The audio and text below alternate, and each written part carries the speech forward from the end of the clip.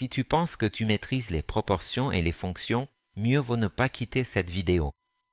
D'abord, une question simple de farine et de sucre qui tombe chaque année à l'examen pour piéger les gens. Et ensuite, une fonction déguisée qui fait échouer ceux qui ne comprennent pas les bases. Reste jusqu'à la fin. Si tu te trompes sur l'une d'elles, tu es éliminé. Dans une recette, la proportion de farine par rapport au sucre, elle est de 3 pour 2. Si on a utilisé 480 g de farine, combien a-t-on utilisé de sucre? Eh bien, pour chaque 3 parts de farine, on a 2 parts de sucre. Alors, trouvons combien vaut une part. Une part. Il suffit de diviser 480 par 3, ce qui donne 160. Maintenant, si une part vaut 160, calculons le sucre. Le sucre correspond à 2 parts, donc c'est 2 fois 160, ce qui fait 320.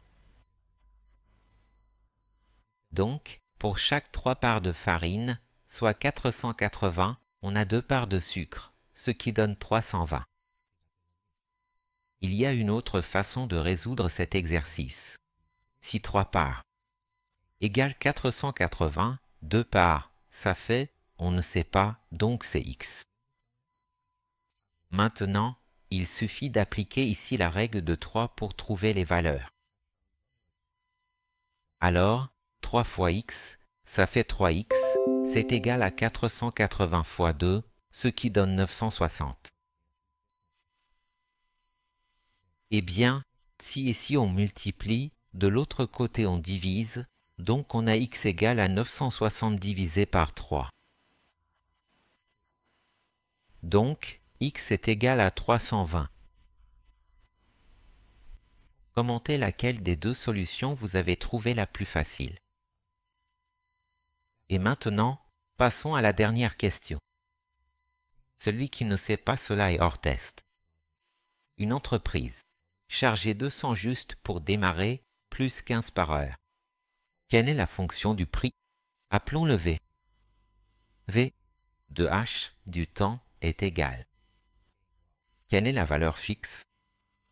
L'entreprise facture 2 cents, donc le montant fixe est de 2 cents.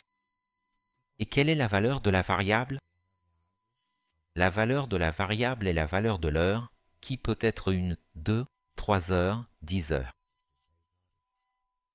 Alors, quel est le prix à valeur variable? C'est 15 par heure. Donc, c'est la valeur fixe plus la valeur variable, 15 fois l'heure. Donc, voyons voir. Si le temps est égal à 1, ce sera 200 plus 15.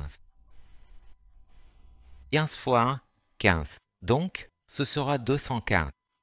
Si le temps est 3, ce sera 200 plus 3 fois. 15, 45. Donc, ça donne 245. Et puis ça m'a frappé. Soyez prudent avec les fonctions par morceaux.